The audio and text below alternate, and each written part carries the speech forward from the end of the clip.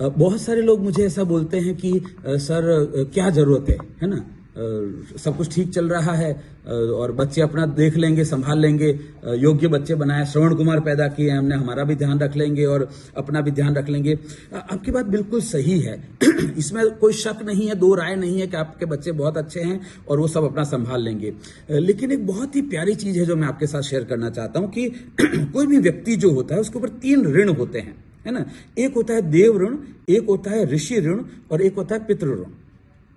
तो ये देव ऋण कैसे चुकता है और ये होता क्या है? दरअसल आपने जो भी चीजों का इस्तेमाल किया जो हमें देवताओं के द्वारा दी गई है, जैसे हवा, पानी, प्रकृति, पेड़ पौधे, है ना। तो ये जो सारी चीजें हम यूज कर रहे हैं वो हमने नहीं उगाई है, हमने नहीं बनाई है, प्रकृति ने हमें दी है ना। तो उसका इस्तेमाल जो हम कर रहे हैं वो ऋण कैसे चुकेगा?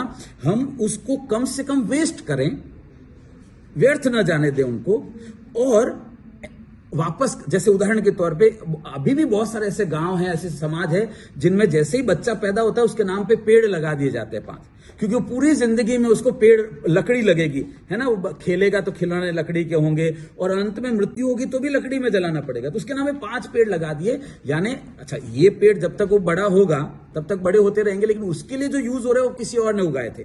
तो जो 5 पेड़ इस्तेमाल कर रहा है वो वापस 5 पेड़ लगाता है, मतलब आपका देव ऋण चुक गया, है ना। प्रकृति से जो मिला, वेस्ट कम किया एंड आप वापस दे कर गए, तो देव ऋण चुक जाएगा आपका, कोई हर्ज की बात नहीं है। इसके बाद आता है ऋषि ऋण।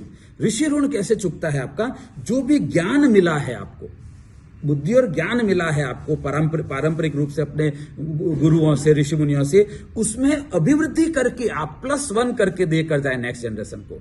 जैसे मुझे पता चल, और आप देखेंगे बहुत सारे लोग ऐसा कर रहे हैं कि एक जने ने कंप्यूटर बनाया, दूसरे ने कोडिंग बनाया, तो उसकी नेक्स्ट जनरेशन ने क्या किया? कोडिंग में स्मार्टनेस लाए, फिर उसने AI बना दिया, उसने अपना ऋषि ऋण चुका दिया, एडिशन कर दिया, है ना। तो एक जने ने कीबोर्ड बनाया तो दूसरे ने माउस बना दिया, तीसरे ने टच स्क्रीन बना दिया, यानी वो +1 करके नेक्स्ट जनरेशन को देकर जा रहे हैं। तो इस तरह से आपका ऋषि ऋण चुक गया कि आपने जो भी ज्ञान अर्जन किया है उस ज्ञान में अभिवृद्धि करके आप नेक्स्ट जनरेशन को देकर जाएं। लेकिन तीसरा ऋण होता है पितृ ऋण। ये कैसे चुकता है मैम? ये चुकता है आपको आपके पेरेंट्स से, माता पिता से जो भी आर्थिक स्थिति मिली है और सामाजिक सम्मान की स्थिति मिली है उसमें +1 करके छोड़ के जाएं। यानी अगर आपके पिताजी ने आपको, उदाहरण के तौर पे आपके पिताजी से आपको 4 एकड़ जमीन मिली है, एक घर मिला है और एक व्यवसाय मिला है, तो आप अपनी नेक्स्ट जनरेशन को 4 एकड़ प्लस 1 फुट जमीन ऐड करके देकर जाएं तो ऋण चुकेगा।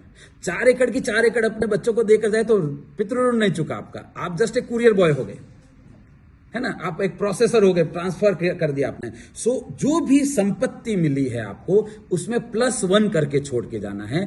और जो भी सामाजिक सम्मान मिला है पेरेंट्स के नाम से आपको, उसमें ऐसा नहीं हो कि वो फला का बेटा तो एकदम नालायक, ऐसा नहीं, उनका बेटा है वो, बाप ऐसा है तो बेटा तो ऐसा होगा ही, है ना।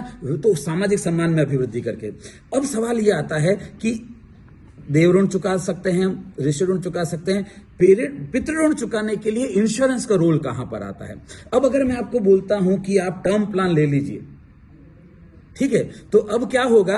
आपने जो कुछ भी पेरेंट्स से मिला आपको और फिर आपकी मृत्यु हुई, तो आपका टर्म प्लान का जो पैसा है जो आपके नेक्स्ट जनरेशन में मिलेगा, यानी वो +1 होकर गया। ख्याल आ रहा है?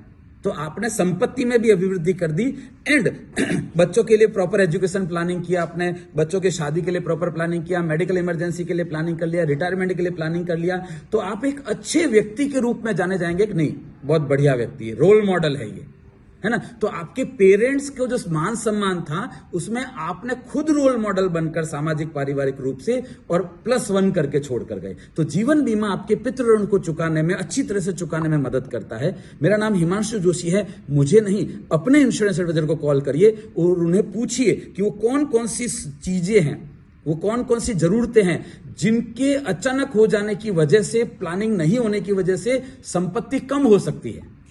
आपने देखा होगा बहुत से लोगों के घर बिक जाते हैं, बच्चों को कॉलेज से बुला लेना पड़ता है वापस क्योंकि मेडिकल इमरजेंसी आ गई और खर्चा हो गया है ना, स्ट्रगल शुरू हो जाता है।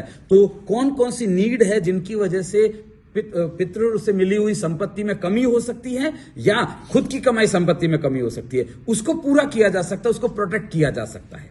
सामाजिक सम्मान को प्रोटेक्ट किया जा सकता है। सामाजिक सम्मान, अब सीधी सी बात है, नाना वगरनो नाथियों ने नाणे नाथालाल है। तो अगर आपने प्रॉपर फाइनेंशियल प्लानिंग की है, कोई भी तरह का लूपहोल्स नहीं छोड़ा है, तो ऑब्वियसली आपका पैसा रहेगा तो आपको सम्मान वो भी मिलेगा, है ना। तो रोल मॉडल भी बने आप। तो अपने इंश्योरेंस एडवाइजर को कॉल करिए और उनसे समझिए कि किस तरह से, देखो नॉर्मली लोग रिटर्न की बात करते हैं, मैं बोलता हूं कि protection of capital is important, है ना। ब्याज 2% कम मिलेगा चलेगा, लेकिन मूलधन नहीं चले जाना चाहिए, प्रिंसिपल अमाउंट नहीं चला जाना चाहिए। तो जीवन में इंश्योरेंस प्रोटेक्ट करता है आपको, सामाजिक रूप से, आर्थिक रूप से। कितने प्रोटेक्शन की जरूरत है, किस किस चीज के लिए प्रोटेक्शन की जरूरत है और कब प्रोटेक्शन की जरूरत है, उसके लिए मुझे नहीं, अपने इंश्योरेंस एडवाइजर को कॉल करिए अभी। All the best.